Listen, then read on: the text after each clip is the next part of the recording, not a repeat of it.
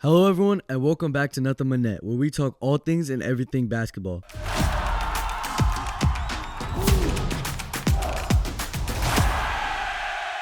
I'm Rhythm, I'm Cole. and today we're going to be talking about our list of contenders and pretenders in the NBA for the 2026 NBA season. So, me and Cole each have a list of contenders and pretenders that are in the top of the standings, but some of them we think are frauds. So, Cole, I'll let you start us off with this one. Who would you say is your number one contender in the NBA this season, clear cut? Honestly, I have to go with OKC still. They still have the best record in the league. They've been one of the best teams consistently throughout the entire year. Shai is having an MVP season again. The team as a whole is still as strong as they were last year.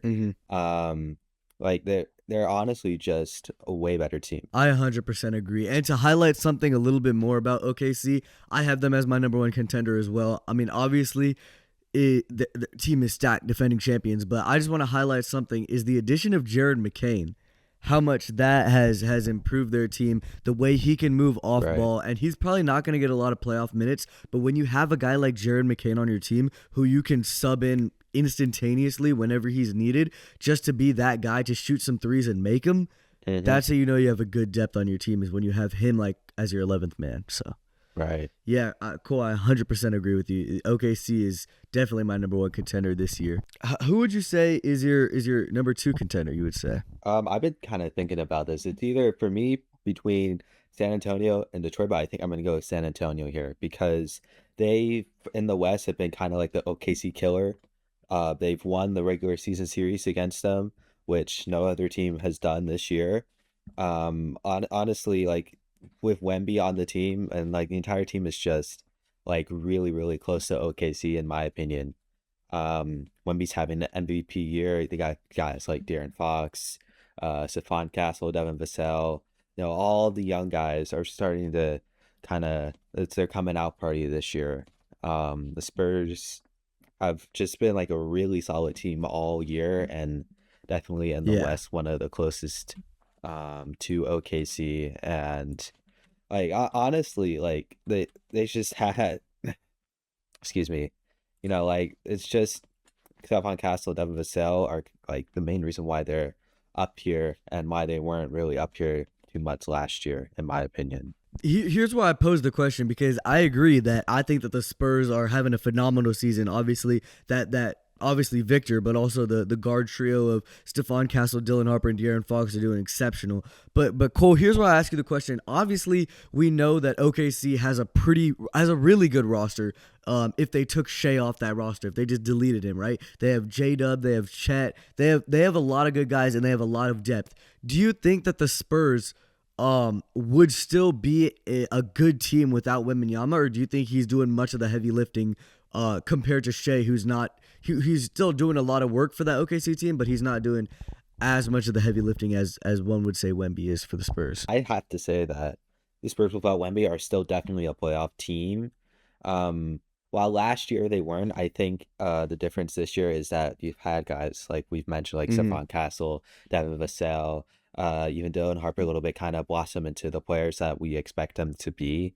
Even kind of guys like, Keldon Johnson, like more role player type players are also like, if Wemby is out, I think that those guys could kind of step up into the role that they would need to play for the Spurs to still be a playoff team. I don't think they would be able to beat OKC without Wemby, but like in the terms of the West, I still think they would 100% be a top six team because you still have a guy like De'Aaron Fox who's like a top 5 point guard in the league and also all the young guys behind him as well. 100% agree. I think that the Spurs team is stacked. You know what I mean? Like it's not like Wembanyama's doing a full on 2018 LeBron carrying that team on my back. Who do you think takes it in a 7-game series if they played right now, Spurs Thunder? I have to go with the Spurs if I'm being honest. That's a hot take. I'd still have to go OKC. But yeah, the Spurs are really good.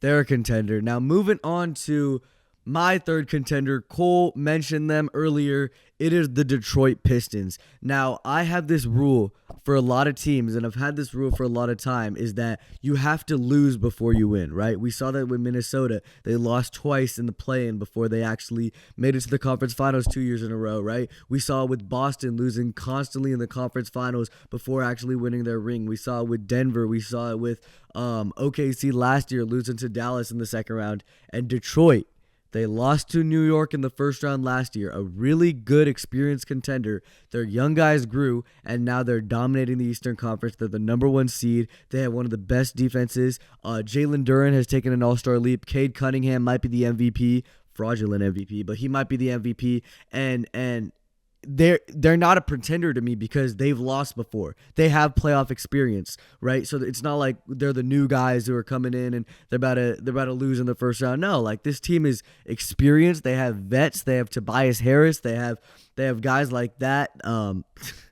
not acting like Tobias Harris is some star like that, but I genuinely think that this Pistons team has lost before, so they have the ability to win now. Right. And for me, the Pistons have also been consistently one of the best teams in the league the entire year. They were one of the first teams to hit 30 wins, which is a big mark in the NBA. Also, like we've been saying, it's not just Cade on the team that's carrying them. It's Tobias Harris, like you mentioned. It's all the young guys that they've had that kind of also started to blossom up that have allowed the Pistons to be the 1 seed in the East. Yeah, no, 100%. Cade Cunningham is playing great, but I just think the 65 game rule, you know what I mean? So right. I think Wemby or Shai deserves it or someone like that. Or Jaylen Brown, but we'll get to the Celtics in a minute. But yeah, I think those are definitely the top 3 contenders, real clear-cut contenders in the Eastern Conference this year. But if we had to put a 4th sneaky contender in there this year, Cole and I were just talking about it. On Friday, Jayson Tatum made his return for the Boston Celtics, and they are the 2 seed, and it was supposed to be a down year. Jaylen Brown is playing like the MVP. Peyton Pritchard has stepped up to such an immense level. Cole, what do you think about the Celtics this year? The Celtics are really interesting to me because they we didn't expect them to be here, really. Mm-hmm. We expected them to be around Indiana with, Jayson Tatum being injured. They cut payroll. They got rid of Kristaps Porzingis, Al Horford, Drew Holiday's contract. Drew Holiday, yeah. Yeah. All of these guys that they cut, and yet they're still the number 2 seed in the East right now, and they just got Jayson Tatum back, So the team is definitely still very good. We had guys like Peyton Pritchard, Devin White having great years. But yeah, the team honestly is kind of being carried by Jaylen Brown right now, which is not something I thought I would say going into this year. But the Celtics are a very, very good team in the East. There's a reason why they're the 2 seed. And with Jayson Tatum coming back, who knows, man? They honestly could make a run for the East. I 100% think so, because every single name that you named, you said that they lost Al Horford and Kristaps Porzingis, right? That's their front court. That's their center. Guess who replaced it immediately? Former Sacramento King Tobias Harris has stepped up immensely this season, right? They lost Drew Holiday, and though he can't bring the defensive presence of Drew Holiday, Peyton Pritchard stepped up to an immense level this season, right? He's averaging 16 a game, playing great. And then also they lost Jayson Tatum and Jaylen Brown, and I've never been a guy to be like, oh yeah, Jaylen Brown is a sidekick. Tatum's so much better, but Jaylen Brown is playing amazing this season. He would probably be my MVP if we're going on most valuable player to their team. He's been the MVP of the league this year. And now they're getting Jayson Tatum back, who is definitively the best player on that team. I'm not going to say some crazy stuff and be like, Jaylen Brown is the best player on the team. No, it's Tatum. And once he gets back to Jayson Tatum form, I'm taking the Celtics over the Pistons. I'm sorry, Cole. I'm taking the Celtics over the Pistons. I have to go with the Pistons, if I'm being honest. But the Pistons in the finals was supposed to be Kings Pistons. If you know, you know. Yeah. But we'll get to that another time. Cool. Let's talk about our frauds.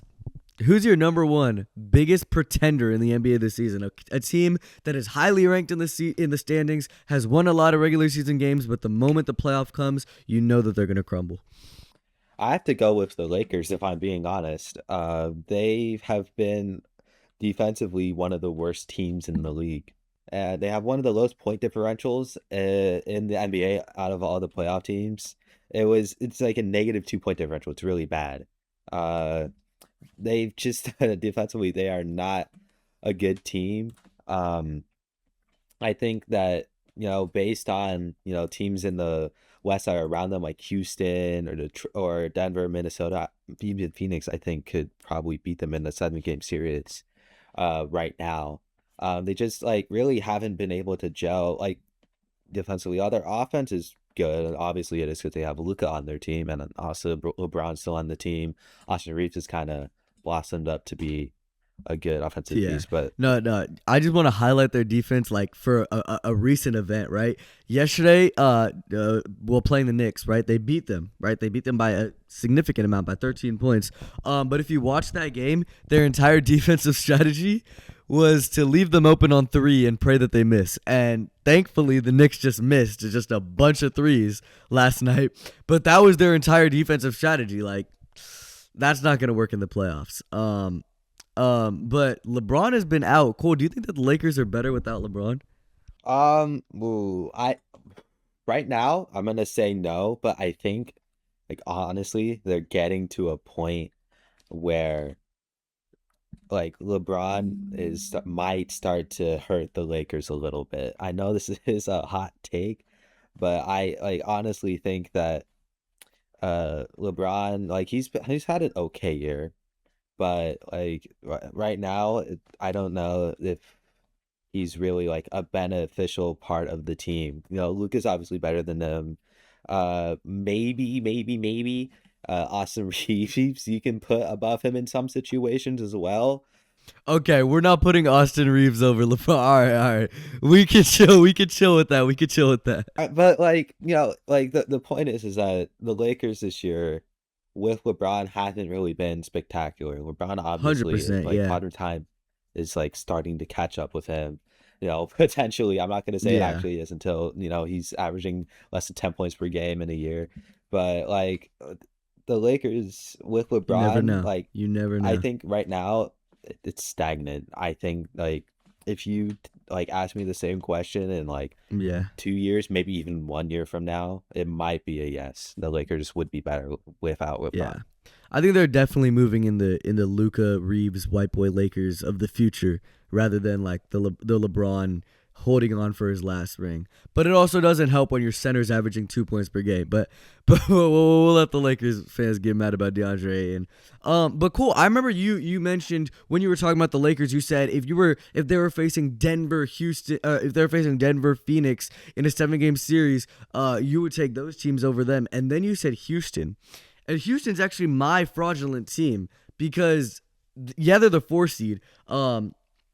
Yeah, they have Kevin Durant. Yeah, they have All-Star Alperen Sengun. But number one, their 3 point efficiency is just awful.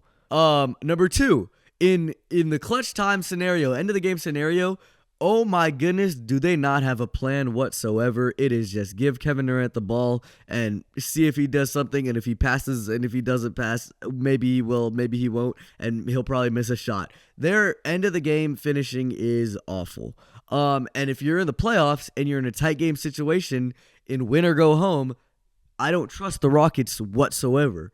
And they don't have any go-to scorer who can actually score in the half court other than Kevin Durant because Alperen Sengun is a low post guy. Amen Thompson's just shooting in general has been awful all year long. Jabari Smith Jr., I'm not going to quote what Kevin Durant said, but you guys can read into that. You guys can read into that yourself. But yeah, I don't trust the Rockets team whatsoever. It's just a bunch of mess. It's a mess. Right. For the Rockets, I will say like they are a better team compared to last year. Like their half court offense is better than it was last year. While it's not where it should be, it definitely is better. I think like one of the main reasons they are like having all of these issues is because Fred VanVleet is out for the year, Like Yeah. he's They definitely they missing. had they had the best 3-and-D player in the NBA last season, but I mean, I'd trade him for Kevin Durant too, but it's chill. Yeah, and like with the Rockets, like right now, I think that, even like with all of the half court problems that they have, I still think their offense can be pretty good. Well, 100%. Yeah. I think like Kevin Durant just raises up the offensive bar of everyone. And if like they can get next year with Fred VanVleet, I think Mm-hmm. the offense will be a lot better than it was pre-Kevin Durant for sure. Yeah, I mean, I don't trust either. So, and Coy, if we were to each say one more pretender as we finish out this episode, who would you go with? I would go with the Knicks, honestly, because they've been very, very hot and very, very cold. I think that like they were on what like a 14 game losing streak earlier in the year. Like they have not had like any form of consistency. Like they've been on 10 game win streak, 10 game lose streak, 10 game win streak, 10 game lose streak constantly. And like their playoff success, like they're gonna make the playoffs. Their playoff success all depends on how they enter the playoffs. If they come in really, really hot, they can make the conference finals like they did a year ago. But if they enter cold, they could potentially be a first round exit. Like obviously the teams above them, Boston, Detroit, I think could definitely beat them. Um, I think Cleveland right now definitely like it has a good shot of beating the Knicks right now. Even maybe Orlando or Toronto or Miami potentially, depending on how the Knicks enter the playoffs. If they're really cold and they're on like a 5 game losing streak, that like those teams could beat them potentially. The Knicks they have a good team. They have a solid team. With Jalen Brunson, Cat, Mikal Bridges, I said Miles Bridges, Mikal Bridges, just all those guys that we know are good because they made the conference finals a year ago. But Mm-hmm. I don't know, they're just way too inconsistent for me to. It's just a bunch of inconsistency. I actually want to highlight one more thing about the Knicks is that like a team is only as good as their best players can be, and Jalen Brunson has been playing phenomenal this season. I mean, Jalen Brunson is phenomenal, but karl-Anthony Towns has been so disappointing this season. He is not like, especially to highlight that 10 game losing streak. He has not stepped up when that team needs him in clutch time situations, in situations where Jalen Brunson is getting completely clogged up, right? Where he can't make his move and he's passing to Cat, and Cat is always deferring to someone else. Shaq literally told him in an interview, he said, if this team's going to win a championship, it's on you. And then Cat was like, oh, nah, it's teamwork, it's on all of us. He was like, nah, you're the second best player on this team. You got to step it up if this team's going to win a title. And then like it still hasn't clocked into Cat yet. So I'm interested to see what Cat can do come playoff time, because I feel like the inconsistencies of this team depend on the inconsistencies of karl-Anthony Towns, if you know what I mean. Like, he's not the best player on that team, but he's definitely like a very important player on that team, and he kind of decides the flow, I guess you could say. Yeah, and with Mike Brown being the head coach, we've seen what he can do. Like Cat is kind of the center of Just the like offense, Sabonis. Yeah, just like Sabonis. Yeah. Exactly. But like he needs to step up because of the fact that he is like the main guy in the offense, because it's a Mike Brown Warriors inspired offense.